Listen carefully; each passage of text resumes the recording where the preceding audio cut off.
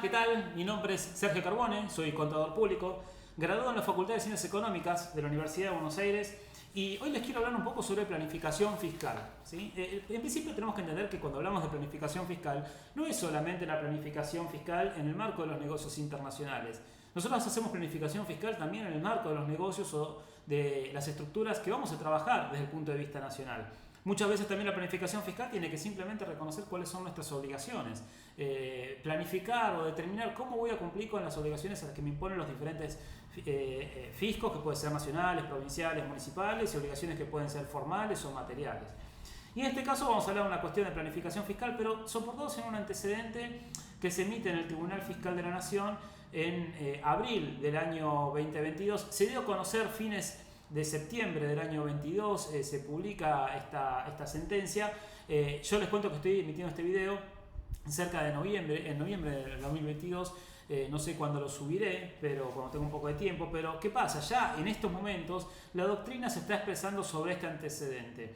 El antecedente es Exterran Argentina SRL del Tribunal Fiscal de la Nación del año 2022, ¿no? Y bueno, ¿qué es lo que se discutió aquí en este antecedente? Y claro, planificar tiene que ver también con entender cómo se interpretan las normas tributarias.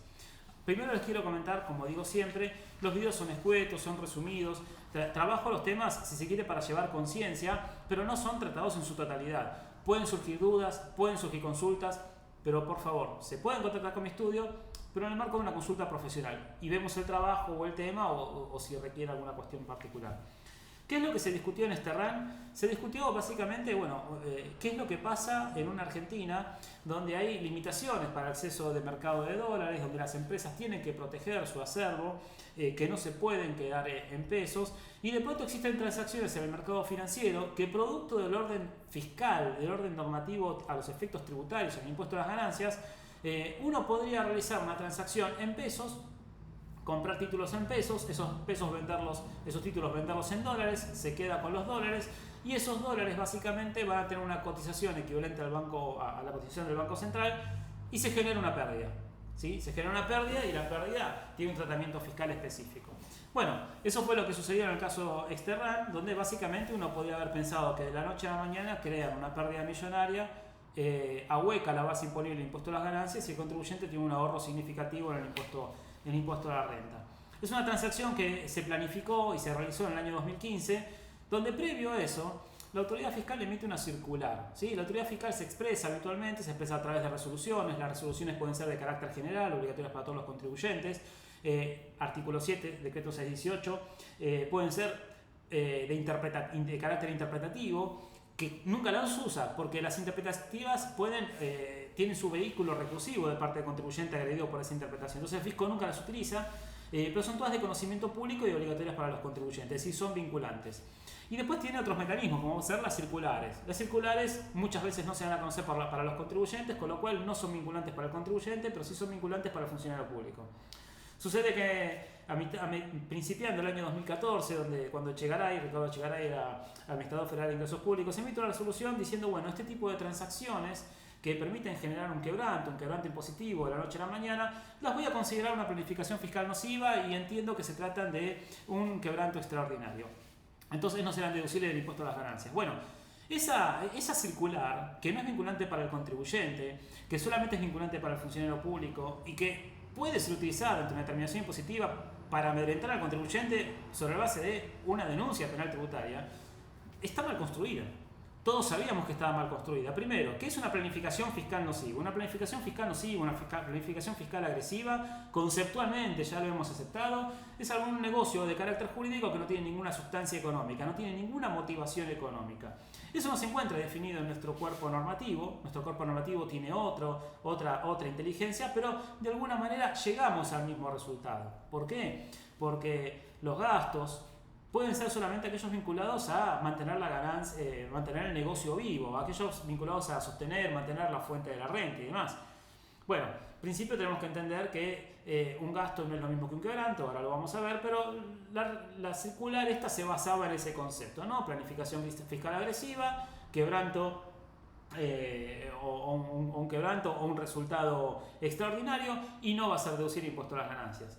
Bueno, la realidad es que la circular yerra en varios puntos. Primero, no explica por qué esto podría ser una planificación fiscal agresiva, pero también por considerar una pérdida extraordinaria. La ley de impuesto a las ganancias establece que las pérdidas extraordinarias tienen un tratamiento específico. De vuelta, pérdida no es lo mismo que gasto. Gasto es algo que tiene que ver recurrente, pérdida es la pérdida del capital fuente, ¿sí? Esa pérdida extraordinaria que el fisco menciona en su circular tiene que ver con eventos que son de caso fortuito o fuerza mayor. Caso fortuito o fuerza mayor está definido en el artículo 1730 del Código Civil y Comercial. Básicamente son actos que no dependen de la voluntad del sujeto, del contribuyente, y claramente realizar ese tipo de transacciones dependen de mi voluntad. Con lo cual nunca puede ser un caso fortuito o de fuerza mayor. Y entonces nunca puede tener el tratamiento de este tipo de quebrantos que el fisco estaba pretendiendo en su momento, la circular, y que hoy está en el artículo 86, inciso C. Entonces, claro, viene Sterran con este antecedente y dice, mira, yo realicé este tipo de transacción financiera, no es un quebranto por fuerza mayor, no es un quebranto extraordinario, con lo cual voy a aplicar la regla general del impuesto. Digo que este gasto es necesario para mi negocio, lo demuestra a los efectos del entendimiento del Tribunal Fiscal de la Nación, y el Tribunal Fiscal de la Nación dice, bueno, la realidad es que estamos frente a un contribuyente que necesita operar con dólares. Hay restricción cambiaria, la única forma de acceder a dólares es a través de esto. Me parece que esto usted, autoridad fiscal, no pudo demostrar que estuvo frente a una planificación fiscal legítima. Primera enseñanza del antecedente, bien leído, es que, claro, la planificación fiscal legítima debe ser demostrada por la autoridad fiscal, no tiene que ser defendida por el contribuyente, ¿eh? No hay una inversión de una carga de la prueba como pretendía el fisco. Dato más que interesante. Segunda cuestión es que, claro, dice el Tribunal Fiscal de la Nación, dado que no es una planificación fiscal ilegítima, y dado que es obvio que no es un quebranto específico, porque, no es un quebranto extraordinario, porque no se da con el parámetro que define ni el decreto reglamentario de qué es extraordinario, caso fortuito, fuerza mayor, ni se ajusta a la definición del derecho civil. Recordemos la parte de interpretación tributaria está en el artículo 1 y 2 de la ley 1183. Este gasto va a ser deducible. Bueno, ¿qué es lo que va a suceder ahora? Todos van a salir a leer que yo puedo realizar una operación MEP, una operación financiera, y voy a poder cargar el quebranto resultado fiscal. Pero ¿qué es lo que se están olvidando? Y es lo que la doctrina hoy está empezando a advertir. Les repito, este video estoy grabando en noviembre del año 2022. Está empezando a decir, ojo, está muy bien la decisión del Tribunal Fiscal de la Nación, ¿sí? Puede ser apelada en Cámara también, esto, ¿no? Está muy bien la decisión del Tribunal Fiscal de la Nación, pero no se olviden que la reforma de la ley 27430, y esto es muy cierto, ha incorporado la especificidad de los quebrantos. ¿Por qué? Porque era claro que la circular emitida por la autoridad fiscal, la 5 de 2014, estaba mal. Y era claro que de una manera muy sencilla el contribuyente podía llevarla a un carácter operativo y entonces iba a ser plenamente deducible. La ley 27430 incorpora en su artículo 25, en un cuarto párrafo, inciso A, dice, bueno, vamos a tratar como quebrantos específicos a determinados tipos de transacciones, y concretamente esta transacción, ¿sí? La compra-venta de títulos que genera un quebranto. Sabemos que va a generar un quebranto.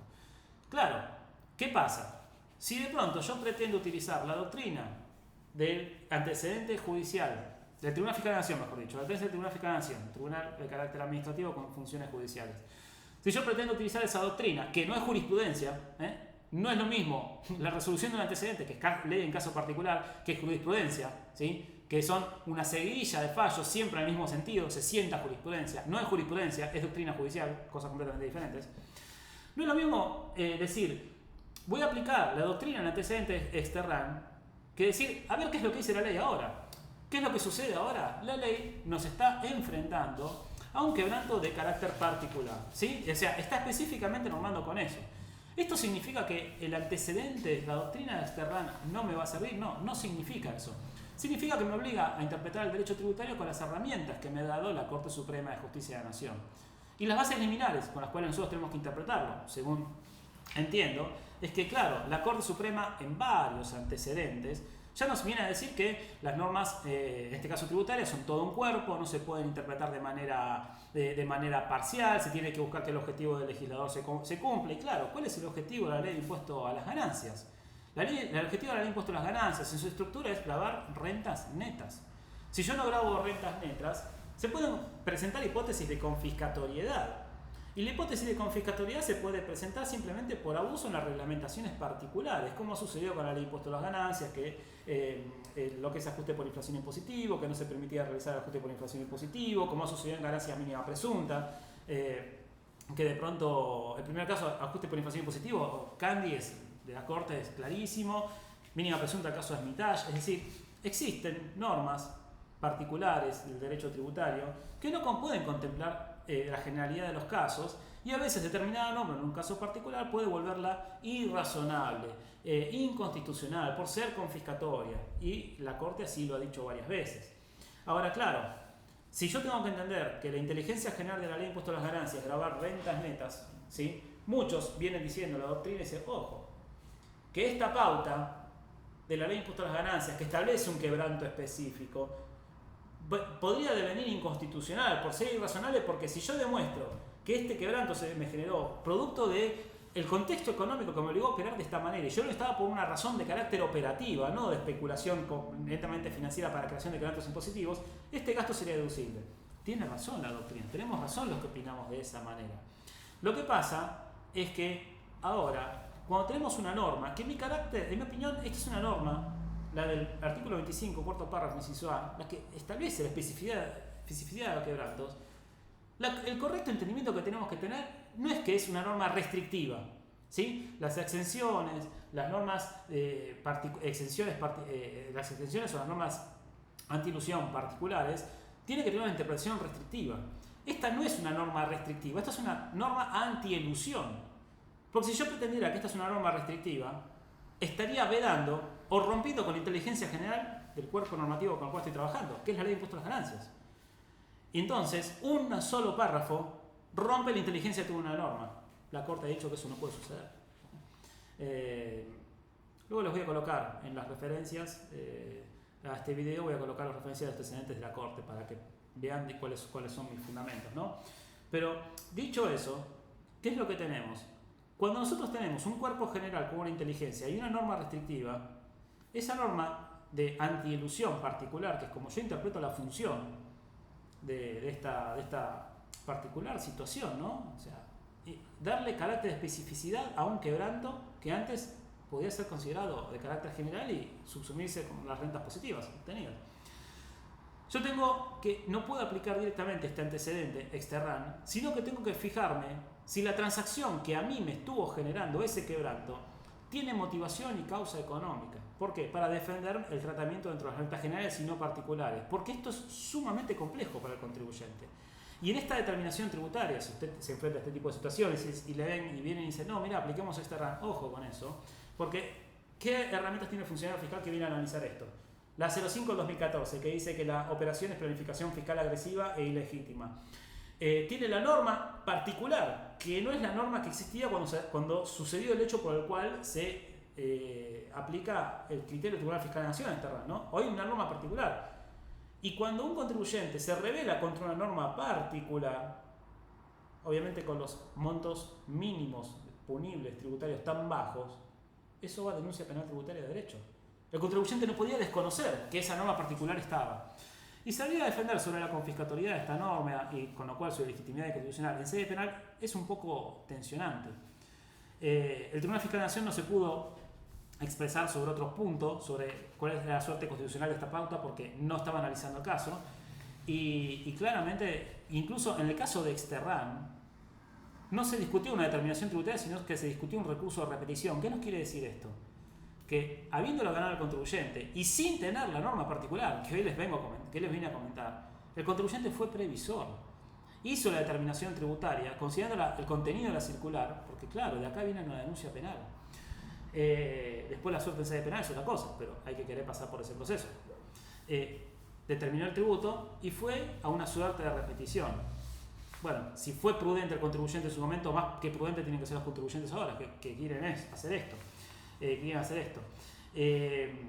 La verdad es que creo que es un interesante antecedente, pero que tiene que ser leído con las pautas de interpretación que dio la Corte, ¿sí? No se puede naturalizar la función en este caso del tributo, no se puede desconocer el cuerpo general del tributo, la norma particular no puede derivar una situación confiscatoria, pero el contribuyente debería probar la confiscatoriedad del tributo en un caso particular.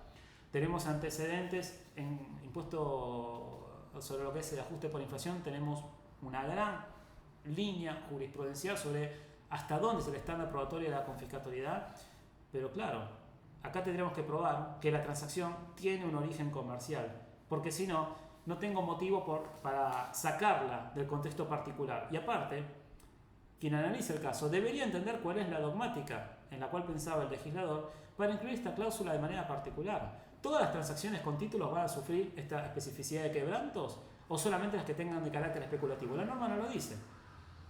Ahora, ¿es razonable que todas tengan este tratamiento? Porque si es razonable que todas tengan este tratamiento, entonces, si yo solamente voy a generar quebrantos porque estoy obligado a hacer eso, tengo un sobrecosto por encima de la operación que tengo. Ahora, si yo hago de carácter especulativo este tipo de transacciones y en algunas gano, otras pierdo, se compensarán los quebrantos con las rentas. Pero si no sucede y solamente hago transacciones que tienen una finalidad comercial, bueno, hay que ver si esa norma es razonable. Desde el punto de vista constitucional, una norma es irrazonable cuando no existe cierto vínculo entre el medio utilizado por el legislador y el fin que estaba persiguiendo. El legislador buscó evitar mecanismos de planificación fiscal agresiva y un medio fue una limitación completamente de carácter general, sin analizar la transacción subyacente. Bueno, eso es irrazonable, ¿sí? Es irrazonable decir todas las transacciones van a tener esta suerte solamente porque algunas es muy fácil que se utilizan para planificación fiscal ilegítima. ¿Qué es lo que tengo que mostrar? Tengo que demostrar que la transacción fue operativa y necesaria para la vida de mi negocio. Espero que les haya servido, es un poco de doctrina tributaria, pero ¿para qué sirve este video? Este video sirve para llevar a conciencia de que hay que analizar el caso. Todos los casos tienen que ser analizados, y no me importa si estamos hablando de estos o de una reorganización libre de impuestos o una planificación fiscal. Todos los casos tienen que ser analizados y hay que hacer una suerte de balance de riesgos, ¿sí? Porque luego, con el riesgo sobre la mano, uno puede tomar decisiones y muchas veces el riesgo sobre la mano es decirle, mira, yo hice esto, interpreté de esta manera el derecho, le digo a la autoridad fiscal. Por lo menos no hay ocultamiento y entonces no hay posibilidad de denuncia penal tributaria. Espero que les haya servido. Ante cualquier duda o consulta se puede contactar con mi estudio, pero por favor les pido en el marco de una consulta profesional.